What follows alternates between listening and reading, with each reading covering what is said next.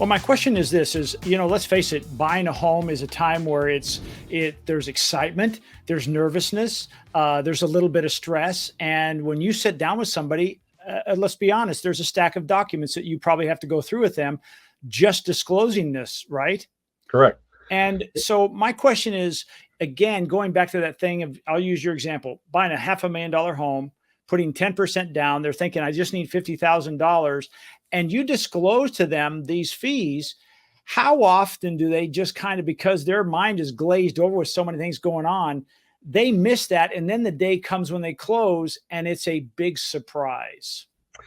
Well, it shouldn't be for a couple of reasons. Number one, at least as it relates to us, and what I do, and I've done this my whole career because it's something I've observed early on, isn't actually done that often with the mortgage originator and their borrower.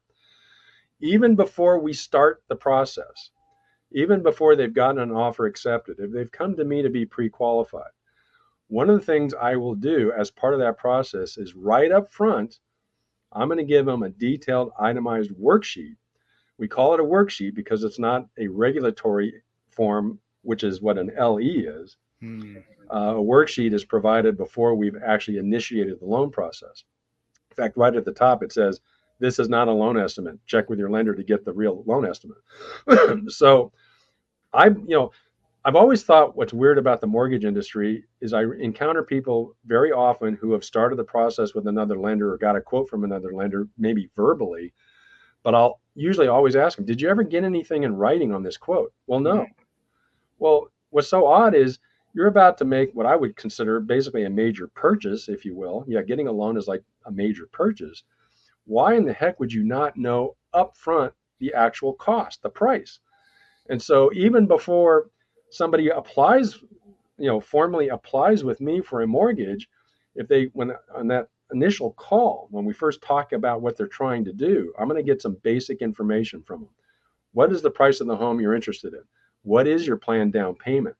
Do you have any idea what your credit score is? What type of property is it? Single family home, a planned unit development, or a condo? So I get that kind of basic information. And then with that, it's sufficient for me to give them a specific written itemized quote with interest rate, closing costs, the whole picture. So at that point, even before I've initiated the application and registered their file with the lender, I've given them all the information, all the numbers up front. And then I do that in part for a reason to make sure they're okay with what I'm going to quote them.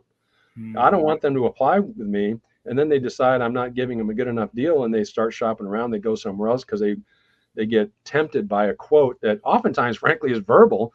They don't even get a written quote from somebody else, even though I've given them one.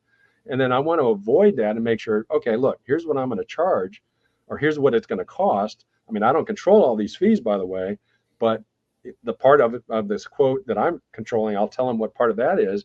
And then it's a function of they know upfront what they're going to get from us before they apply. I think that's important to do before they take that next step and submit their application. I want them to have the full price upfront, basically.